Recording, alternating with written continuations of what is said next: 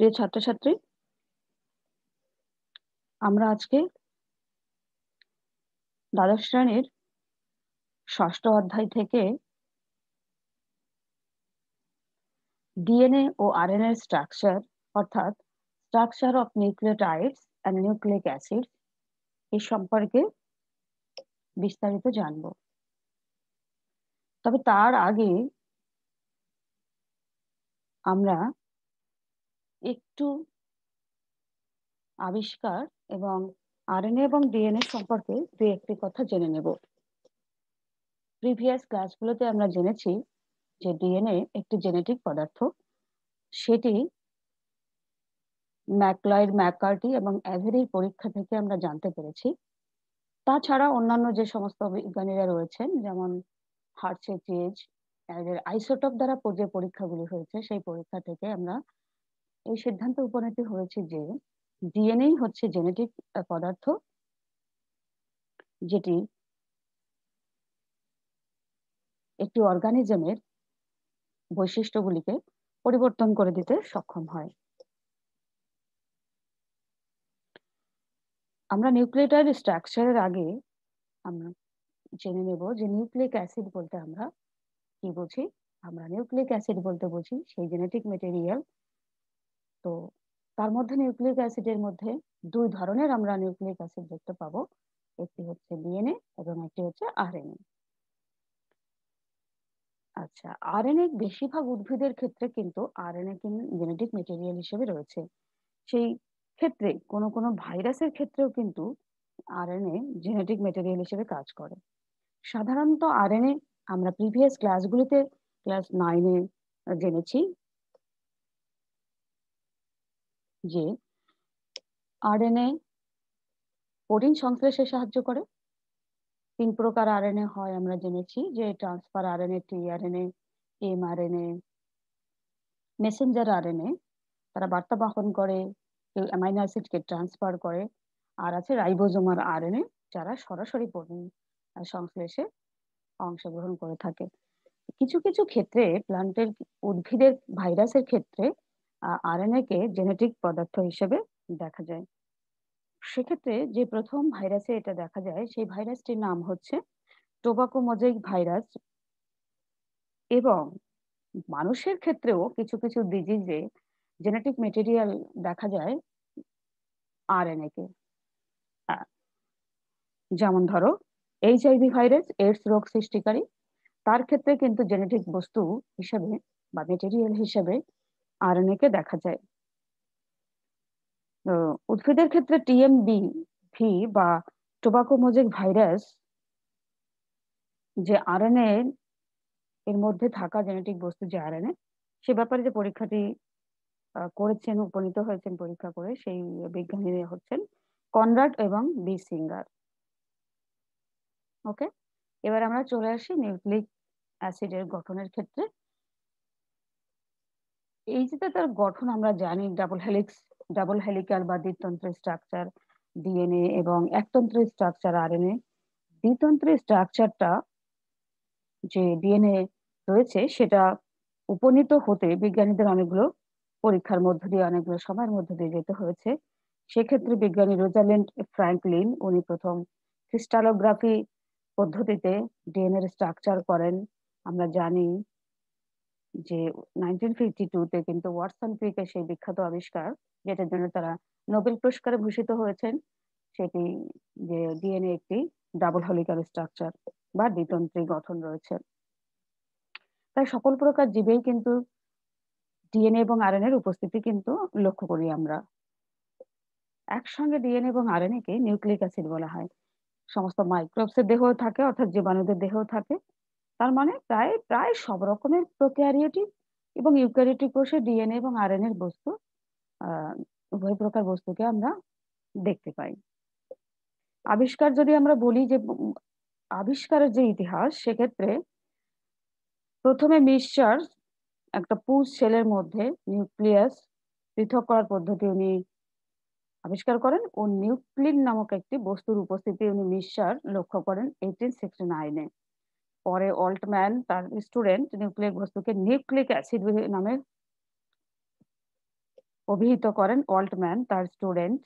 বিংশ শতাব্দীর গোড়ার দিকে রসায়নবিদ কোসেল নিউক্লিক অ্যাসিড যে অম্লের উপস্থিতি, নাইট্রোজেন বেস রয়েছে যেটি আম্লিক, সেটির উপস্থিতি লক্ষ্য করেন, যার মধ্যে অবশ্যই তার একটা অন্যতম উপাদান রয়েছে ডিএনএ এর 5 কার্বন অর্থাৎ 5 কার্বন যুক্ত সুগার এবং ফসফরিক অ্যাসিডের উপস্থিতি লক্ষ্য করেন। এবং সেই সময় অন্যান্য বিজ্ঞানীরা যেমন লিভাইন, জোনাস সবাই এ ব্যাপারে যোগদান করেছেন। এবং সবশেষে বলা যায় যে এক্স রে ক্রিস্টালোগ্রাফি স্ট্রাকচারের মধ্য দিয়ে তার ডিএনএ ডাবল হেলিক্যাল স্ট্রাকচারটা জানা যায় এবং পরবর্তীকালে অবশ্যই সেই ডাবল হেলিক্যাল স্ট্রাকচারটা এক্স রে ক্রিস্টালোগ্রাফি থেকে অর্থাৎ রোজালিন্ড ফ্রাঙ্কলিনের পরীক্ষা এক্স রে ক্রিস্টালোগ্রাফি পরীক্ষা থেকে পর ওয়াটসন এবং ক্রিক ডিএনএ ডাবল হেলিক্যাল স্ট্রাকচার আবিষ্কার করেন, যেটার জন্য সর্বজনবিদিত সেই পরীক্ষাটি। এবারে আমরা দেখে নেব, তাহলে একটু করে এগিয়ে যাই।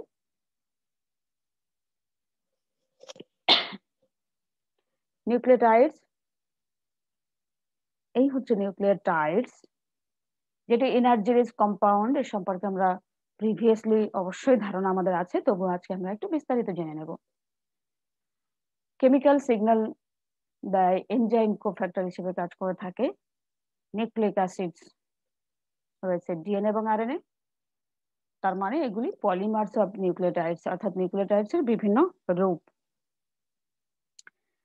এবার তার মধ্যে রয়েছে 3টি কম্পোনেন্ট বা 3টি উপাদান। নাইট্রোজেনাস বেস রয়েছে অর্থাৎ নাইট্রোজেন যুক্ত ক্ষার রয়েছে, রাইবোজ অথবা ডিঅক্সিরাইবোজ সুগার, আর রয়েছে ফসফেট গ্রুপ। আমরা স্ট্রাকচার দেখতে পাচ্ছি এখানে, ডিএনএ স্ট্রাকচার দেখো, চলে এসো এখানে। ডিএনএ স্ট্রাকচারে আমরা এখানে দেখতে পাচ্ছি কিন্তু 1 2 3 4 পজিশন রয়েছে। এখানে দেখো পেন্টোজ সুগার রয়েছে, রয়েছে হাইড্রোক্সিল গ্রুপ দুটো 2 পজিশন 3 পজিশনে, 4 পজিশনে দেখো ওখানে কিন্তু 5 পজিশনে রয়েছে, 4 পজিশন থেকে 5 পজিশনে রয়েছে সুগার এবং তার সঙ্গে ফসফেট গ্রুপটা যুক্ত আছে। এবং 1 নাম্বার পজিশন যেটা রয়েছে এই রিং এর মধ্যে, সেই রিং এর সঙ্গে দেখো পিউরিন অথবা পিরিমিডিন, মানে এখানে কিন্তু নাইট্রোজেন বেস 1 নাম্বার কার্বনের সঙ্গে 1 নাম্বার কার্বনের সঙ্গে 1 নাম্বার কার্বনের সঙ্গে নাইট্রোজেন বেস যুক্ত আছে, আমরা দেখতে পাচ্ছি এখানে। এবং সেই নাইট্রোজেন বেসটা হয় পিরিমিডিন হয়, না হয় পিউরিন হয়, সেটি ডিএনএ স্ট্রাকচারের 1 নম্বর পয়েন্টের সঙ্গে কিন্তু যুক্ত আছে। ওকে, তাহলে বেসিস, এই যে ঢাকা আছে এখানে লেখা আছে বেসিস বা ক্ষারগুলি, সেটা আমরা তো দেখে নিই। পিরিমিডিন রয়েছে, পিউরিন রয়েছে। স্ট্রাকচার আমরা দেখে নিই। পিরিমিডিনের ক্ষেত্রে 1 2 3 4 করে 1 পজিশন 3 পজিশনের দুটি নাইট্রোজেন রয়েছে। নিউক্লিক অ্যাসিডের নাইট্রোজেন যুক্ত কম্পোনেন্ট ক্ষার, পিউরিন, পিরিমিডিন। ইউরিনের ক্ষেত্রে কিন্তু একটা, এখানে আমরা সিঙ্গেল একটা রিং দেখতে পাচ্ছি আর এখানে কিন্তু আমরা ডাবল রিং দেখতে পাচ্ছি ইউরিনের ক্ষেত্রে। এবং সেক্ষেত্রে নাইট্রোজেন রয়েছে 7 1 3 7 9 এরকম একটা পজিশনে, এবং 4টি নাইট্রোজেন আমরা দেখতে পাচ্ছি রিং এর মধ্যে। পিউরিনে দেখে নিই, পিউরিনে রয়েছে অ্যাডেনিন এবং গুয়ানিন, দুটি ডাবল রিং স্ট্রাকচার, এবং সেক্ষেত্রে 4টি করে নাইট্রোজেন দেখতে পাচ্ছি। একটা অবশ্যই অ্যামাইনো গ্রুপ রয়েছে, তাই না? এখানে আমরা দেখতে পাচ্ছি অ্যামাইনো গ্রুপ, দেখো এখানে অ্যামাইনো গ্রুপ রয়েছে NH2 গ্রুপ। তারপরে চলে এসো দুটো purine base, obviously adenine and guanine. Okay, ঠিক এভাবে আমাদের ছবিতে দেখিয়ে নিচ্ছি যে পিউরিন, অ্যাডেনিন আছে, গুয়ানিন রয়েছে। ওকে, পরবর্তী যে পিরিমিডিন বেসগুলি রয়েছে সেগুলি রয়েছে সাইটোসিন, এই দিস ইজ সাইটোসিন। তারপরে রয়েছে দেখো থাইমিন, অর্থাৎ পিরিমিডিনের ক্ষেত্রে আমরা পিরিমিডিন বেস দেখছি সাইটোসিন, থাইমিন এবং ইউরাসিন। কেন এখানে ডিএনএ লেখা আছে? কারণ ডিএনএ এর ক্ষেত্রে এই পিরিমিডিন বেসটা দেখা যায়, বাকি সি এবং এটি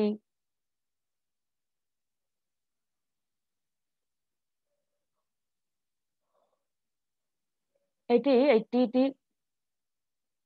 কিন্তু ডিএনএ এর ক্ষেত্রে আছে, আরএনএ এর ক্ষেত্রে নেই। সেজন্য এরকম দেওয়া আছে, কারণ ডিএনএ এর ক্ষেত্রে এটিজিসি এবং আরএনএ এর ক্ষেত্রে এইউজিসি। সুতরাং টিটা কিন্তু শুধুমাত্র থাইমিন, আর যেটা কিন্তু আরএনএ থাকে না, রিপ্লেস হয়, অর্থাৎ তার জায়গায় ইউরাসিল থাকে।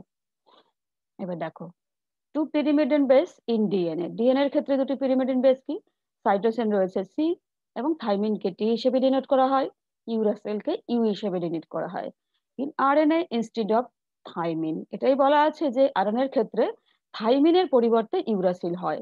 তাই এখানে বলা হচ্ছে যে in RNA uracil present instead of thymine.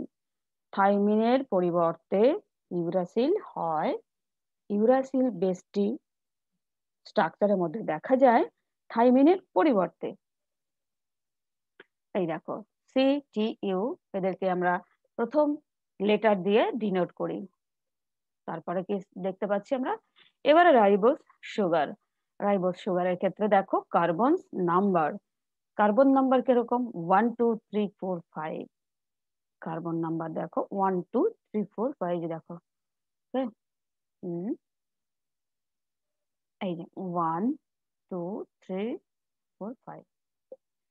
DNA মনে রাখতে হবে যে 2 ডিঅক্সিরাইবোজ অর জাস্ট ডিঅক্সিরাইবোজ হতে পারে।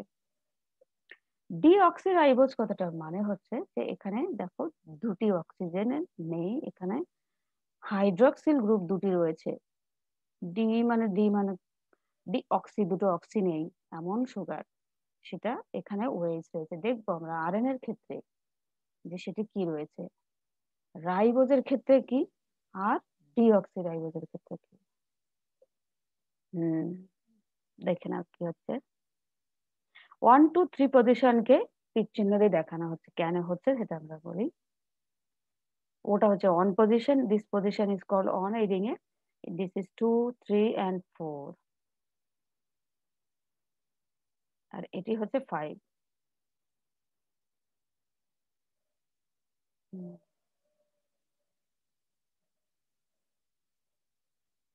আচ্ছা,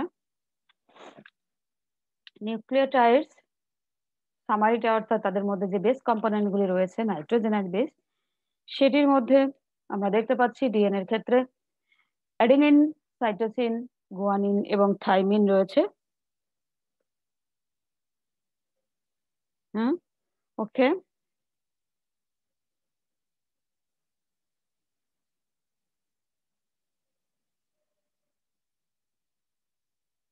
আর এটা কিন্তু একটা কথা বলার আছে আমার, সেটি হচ্ছে দেখিয়ে দিয়ে গিয়ে টু পিউরিন বেস। আচ্ছা,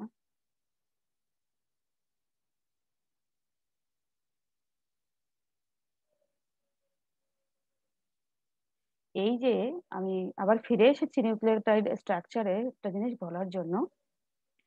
এই যে ওয়েজ দুটো 1 2 3 4, এই 1 2 এবং 3 এর মধ্যে একটাতে ওএইচ রয়েছে আর একটাতে ওএইচ কালার করা আছে। এই কালার করার মানে হচ্ছে যে এখানে ওএইচটা থাকে কিন্তু আরএন এর ক্ষেত্রে, বাট ডিএনএ এর ক্ষেত্রে এই অক্সিজেনটা থাকে না, ওএইচ এর এই অক্সিজেনটা থাকে না। সেই জন্যই ডিএনএ এর সুগারটাকে বলা হয় ডিইডি, ডিঅক্সিরাইবোজ সুগার। অর্থাৎ ডিইডি মানে হচ্ছে কোনো কিছু লেস হওয়া, অর্থাৎ ডিইডি যেমন ডি লাইন, ট্রেন লাইন থেকে বিচ্যুত হওয়া, সেই রকম এটি হচ্ছে ডিডি অক্সিরাইবোজ। অর্থাৎ 2 নাম্বার পজিশনে অক্সিজেন একটা কম থাকে ডিএনএ এর ক্ষেত্রে। এই জন্য এখানে কালার দিয়ে ডিনোট করা হয়েছে যে এটা একটি বেসিক স্ট্রাকচার অফ নিউক্লিওটাইডস। যখন এখানে ওএইচ থাকবে, অন পজিশনে এইচ থাকবে, এখানে পিউরিন অথবা পিরিমিডিন যুক্ত থাকবে, it is a basic structure of nucleotides. But 2 number পজিশনে এখানে ওএইচ রয়েছে, এখানে ওএইচ রয়েছে 3 তে। যদি এখানে ওয়েজ থাকে তখন সেটি গোটাটা হবে আরএনএ। আর যদি এই 2 পজিশনে শুধুমাত্র অক্সিজেন থাকে, ওয়েজ না, এইচটা না থাকে, সরি, যদি শুধুমাত্র এখানে অক্সিজেনটা না থাকে, শুধু এইচ থাকে, তাহলে সেটি হবে ডিঅক্সিরাইবোজ সুগার। অর্থাৎ অক্সিজেনটা নেই 2 নাম্বার পজিশনে। বুঝতে পেরেছো? সেটাই আমরা এখানে একবার দেখব যে যেখানে রাইবোজ সুগারটা রয়েছে, আমরা চলে আসছি আবার সেই ফিগারে। আমরা অনেকটা সামনে চলে গেছিলাম। এই দেখো, এখানে কিন্তু রাইবোজ সুগারে 2টি ওএইচ আছে এবং কোনো কালার নেই।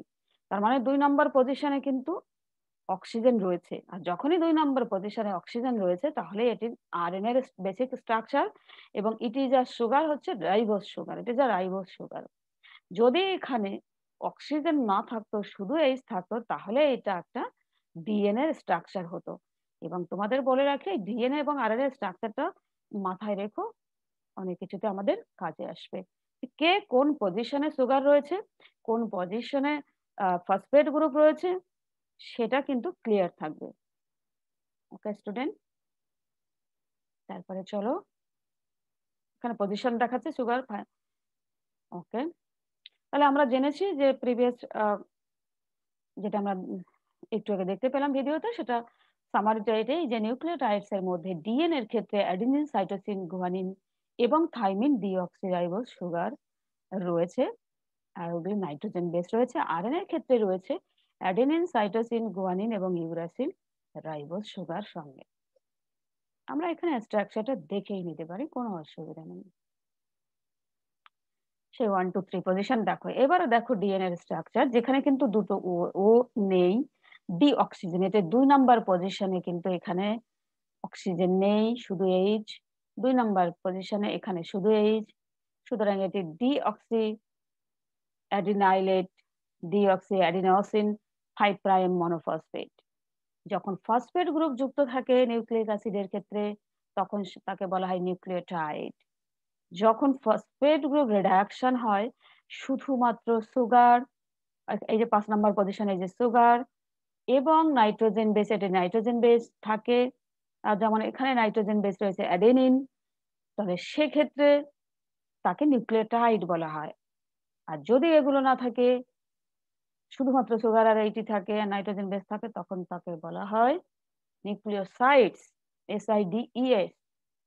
তাহলে এটি হচ্ছে, দেখো, পূর্ণ স্ট্রাকচার যে ডিএনএ এর ক্ষেত্রে এখানে অলরেডি নাইট্রোজেন বেসও যুক্ত আছে এবং সঙ্গে ফসফেট গ্রুপও আছে। তাহলে এখানে যে নাইট্রোজেন বেস আছে তার নাম হচ্ছে অ্যাডেনিন, ওই জন্য বলা হচ্ছে ডিঅক্সি অ্যাডিনোসিন। ওকে, ঠিক পরপর এখানে যুক্ত আছে গুয়ানিন, তো ডিঅক্সি গুয়ানোসিন। এই যে গুয়ানিনের স্ট্রাকচার ডাবল রিং।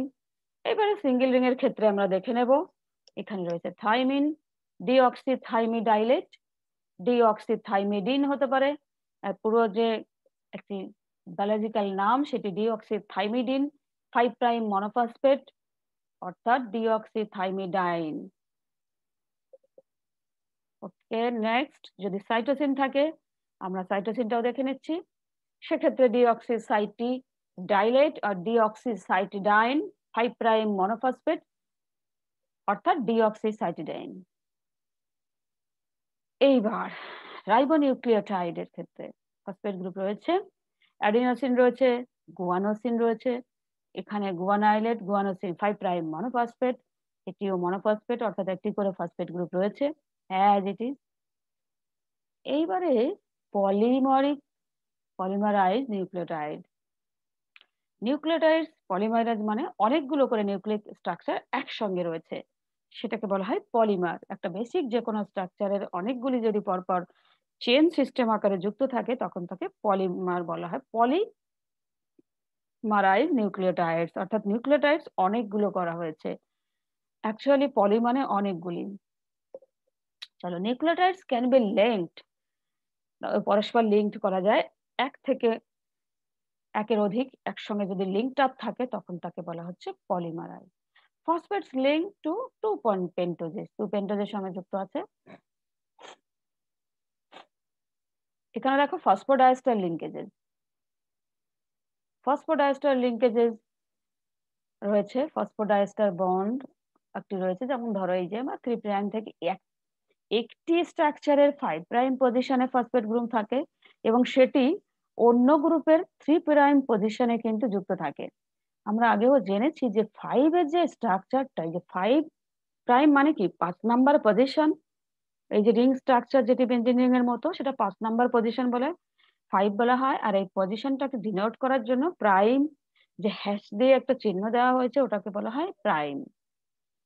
তাহলে লিঙ্ক আপটা এমন যে ফসফেট গ্রুপটা লিঙ্ক হচ্ছে একটা ডিএনএ স্ট্রাকচারের, এই দেখো একটা ডিএনএ স্ট্রাকচারে 5 প্রাইম পজিশনে, তবে সেই ফসফেট গ্রুপটা অন্য নিউক্লিক অ্যাসিডের স্ট্রাকচারের সঙ্গে 3 নাম্বার পজিশনের হাইড্রক্সিল গ্রুপের সঙ্গে যুক্ত থাকে, সেটাই এখানে বলা হচ্ছে। এবং আমরা স্ট্রাকচারও কিন্তু দেখতে পাচ্ছি, এই যে দেখো এই নিউক্লিক অ্যাসিডের 5 প্রাইম পজিশনে রয়েছে ফসফেট গ্রুপ, এটি 3 প্রাইম পজিশনে কিন্তু অলরেডি যুক্ত আছে।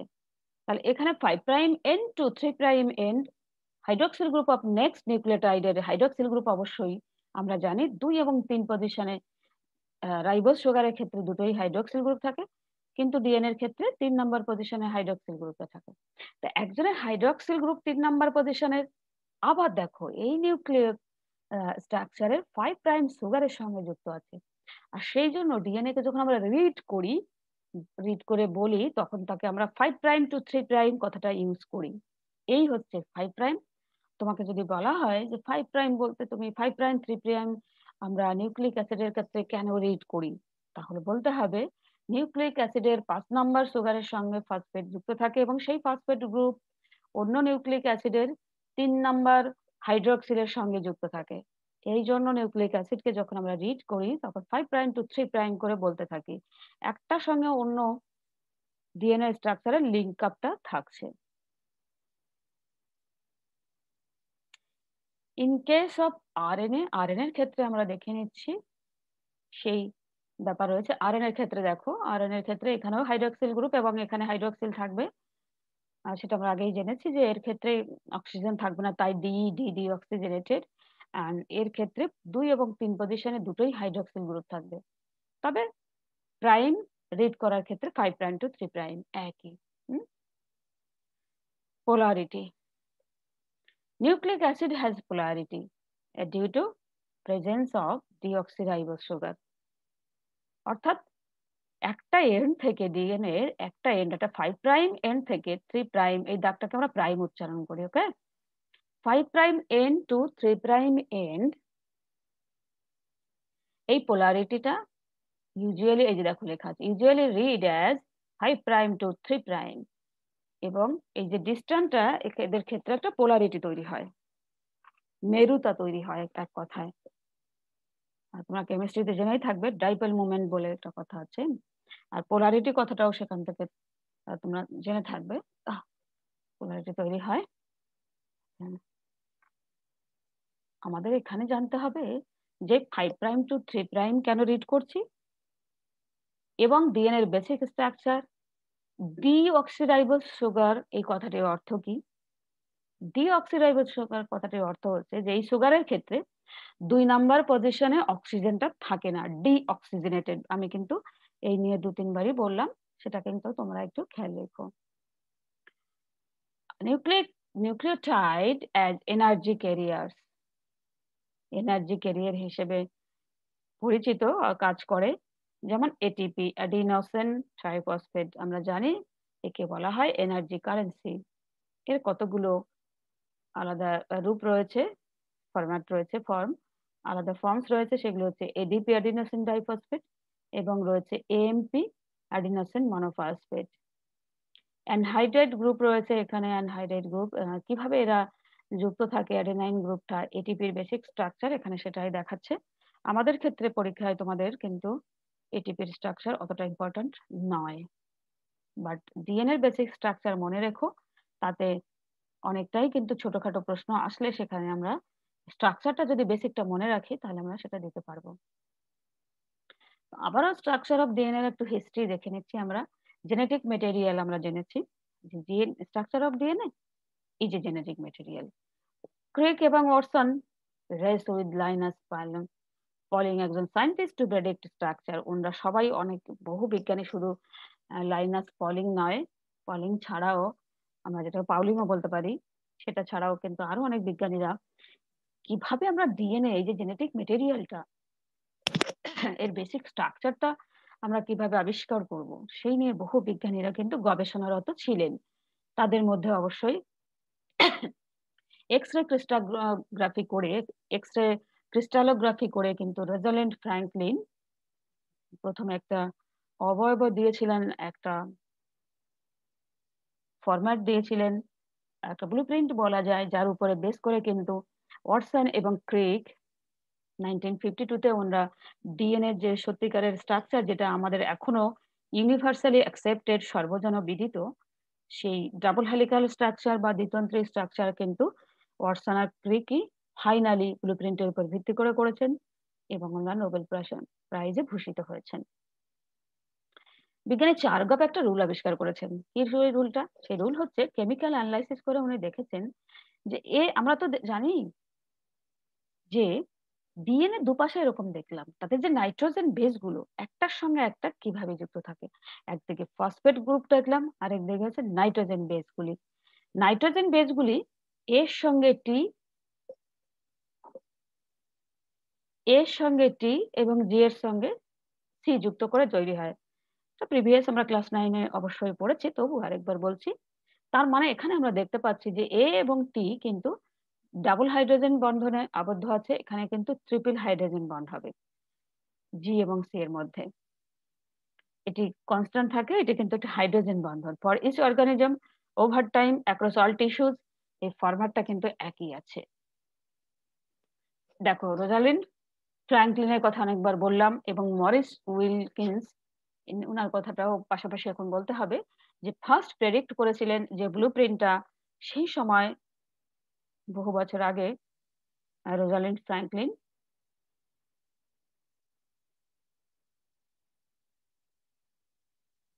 তো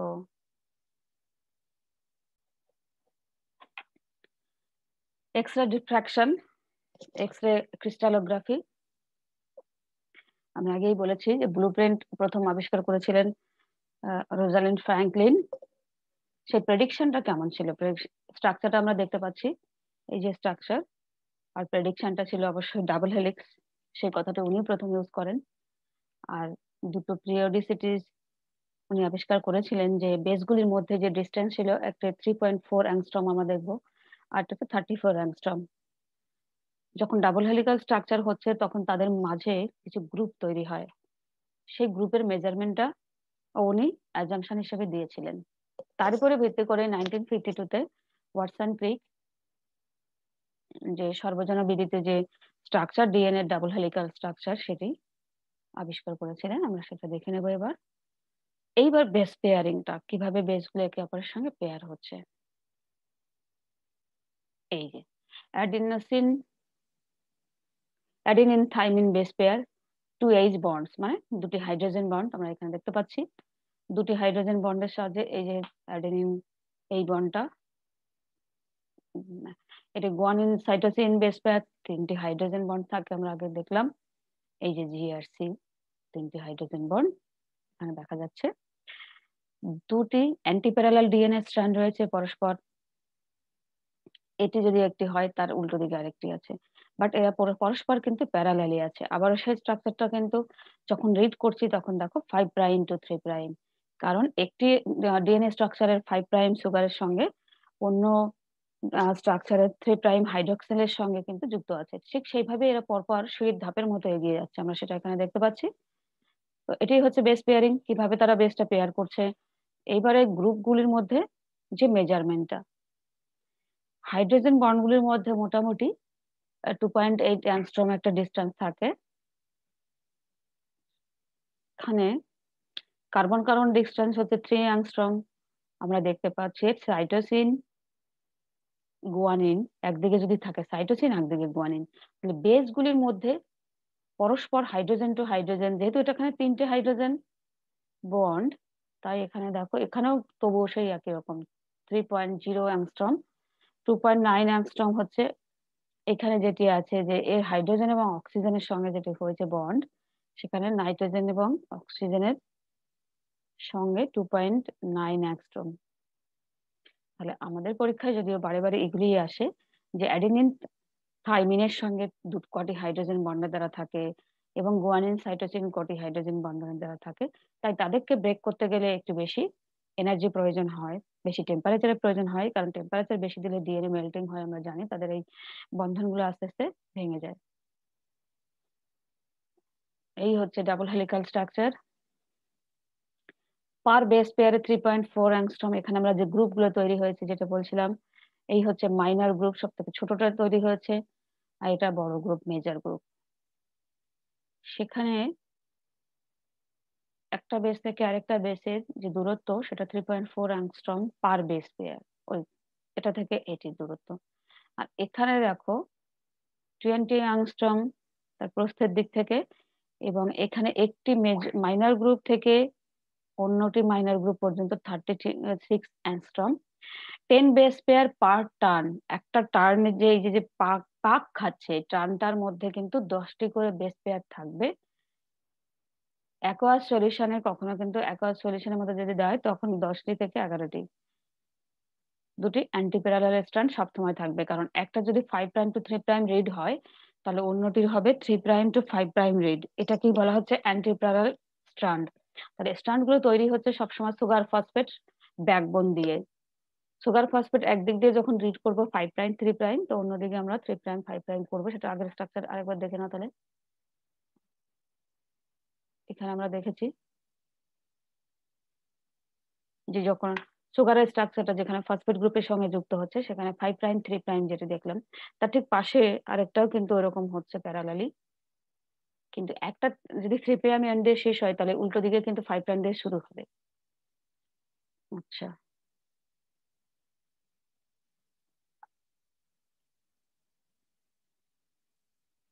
এখানে ডিএনএ রেপ্লিকেশনটা আমরা এমনি সেন্ট্রাল ডগমার মধ্যে আসবো, তবে এখানে একটু হালকা করে বলা রয়েছে, আমরা তো পরে এটা আলাদা করে পড়বো।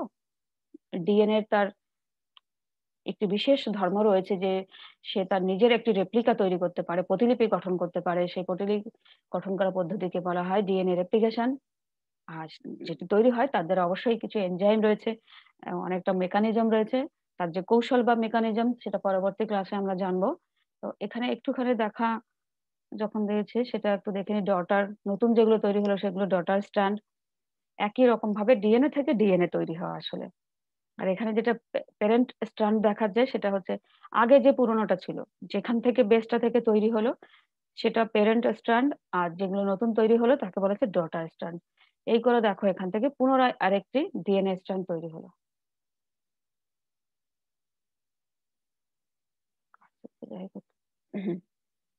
এবং যে এনজাইমের দ্বারা এটি সম্পন্ন হচ্ছে সেটিকে বলা হয় ডিএনএ পলিমারেজ। এখানে দেখা যাক যে এখান থেকে কিন্তু এই যে প্যারেন্টাল স্ট্র্যান্ড একটি রয়েছে তার থেকে এগেনস্টে এই যে এই স্ট্র্যান্ড হচ্ছে নতুন, নিউ লেখা আছে 3 প্রাইম। আবার এখান থেকে দেখো এখানে একটা নিউ তৈরি হয়েছে প্যারেন্ট থেকে, এটি 5 প্রাইম। এবার 5 প্রাইম 3 প্রাইম করে একটি গোটা ডিএনএ তৈরি হবে। এবার আরএনএ স্ট্রাকচার অবশ্যই এটি ইউজুয়ালি সিঙ্গেল স্ট্যান্ডার্ড হয়। জেনেটিক মেটেরিয়াল অবশ্যই জেনেটিক বস্তু হিসেবে কাজ করে না, কিন্তু কিছু কিছু ভাইরাসের ক্ষেত্রে যেটি আমি প্রথমে বললাম এটি জেনেটিক বস্তু হিসেবে কাজ করে। যদিও এর বিশেষ ফাংশন রয়েছে ট্রান্সলেশন মেশিনারিতে, অর্থাৎ ট্রান্সলেশন পদ্ধতিতে, যেখানে আরএনএ আগে মেনশন করেছি, ribosomal RNA, tRNA, transfer RNA, তারা সকলেই প্রোটিন সিনথেসিস, যার নাম হচ্ছে ট্রান্সলেশন পদ্ধতি, সেখানে অংশগ্রহণ করে। আর কাজ করে মাইক্রো আরএনএ রয়েছে, অতি ক্ষুদ্র আরএনএ অর্থাৎ ছোট আরএনএ এর স্ট্র্যান্ড, সেগুলোর জিন এক্সপ্রেশন কন্ট্রোল করে থাকে। জিন এক্সপ্রেশন কপি অফ অন জিন ফ্রম ট্রান্সলেশন বাই রাইবোজোম, অর্থাৎ রাইবোজোমের দ্বারা ট্রান্সলেশন পদ্ধতিতে যে জিনের কপি তৈরি হয় সেই ব্যাপারে, সেই যে জিনের এক্সপ্রেশন পদ্ধতি, সেই জিন এক্সপ্রেশন মেকানিজমে আরএনএ বিশেষ ভূমিকা রয়েছে। Mature tRNA, tRNA clover leaf একটা মডেল হয়।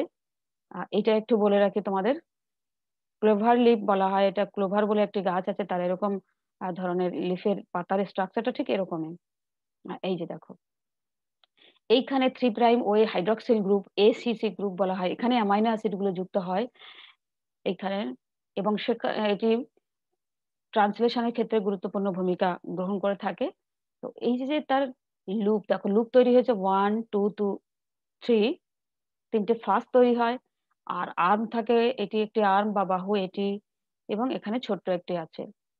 তো এটিকে বলা হয় 3 প্রাইম হাইড্রক্সিল গ্রুপ। এখানে দেখো টি সাই এখানে রয়েছে, একটাকে বলা হয় ডি আর্ম।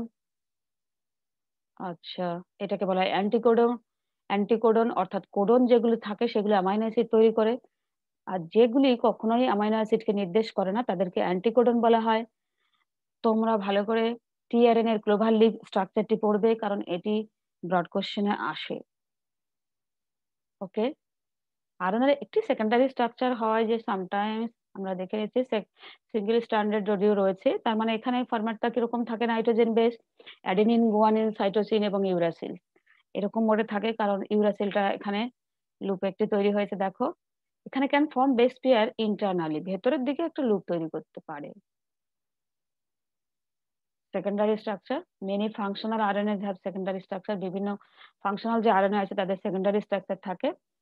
এখানে গুয়ানিন ইউরাসিল বেস পেয়ার সেই ক্ষেত্রে অ্যালাউড থাকে, অর্থাৎ সেক্ষেত্রে গুয়ানিন ইউরাসিলের সঙ্গে কিন্তু পেয়ারিং করে। এখানে যেমন অ্যাডেনিন, গুয়ানিন, থাইমিন তো থাকে না, সাইটোসিন এবং ইউরাসিল থাকে। এখানে কখনো কখনো ইউরাসিলের সঙ্গে ইউ আমরা জানি অ্যাডেনিন ইউরাসিলের সঙ্গে হবে, যেমন ডিএনএ এর ক্ষেত্রে আমরা এটিজিসি দেখেছি, এখানে তেমনি ইউ অ্যাজ ইউজুয়াল হয়, কিন্তু কখনো কখনো দেখা যায় সেকেন্ডারি স্ট্রাকচারের ক্ষেত্রে, গৌণ স্ট্রাকচারের ক্ষেত্রে, ওটা জেনারেল বা মুখ্য স্ট্রাকচারের ক্ষেত্রে আমরা দেখতে পাই। জেনারেল স্ট্রাকচারের ক্ষেত্রে কখনো কখনো কিন্তু গুয়ানিন ইউরেসিলের সঙ্গে বেস পেয়ার করে আমরা এই স্ট্রাকচারে দেখতে পাচ্ছি। ওকে স্টুডেন্টস, তাহলে আজকে এই পর্যন্ত ডিএনএ, আরএনএ এবং স্ট্রাকচার, নিউক্লিক অ্যাসিডের টোটাল স্ট্রাকচারটা আমরা জানলাম। ব্লুপ্রিন্ট, এক্স-রে, ক্রিস্টালোগ্রাফি স্ট্রাকচারটা দেখলাম, এবং ডিএনএ ডাবল হেলিক্যাল স্ট্রাকচার দেখেছি, তাদের বেস পেয়ারিং, কখন নিউক্লিওটাইড নিউক্লিওসাইডস বলা হচ্ছে,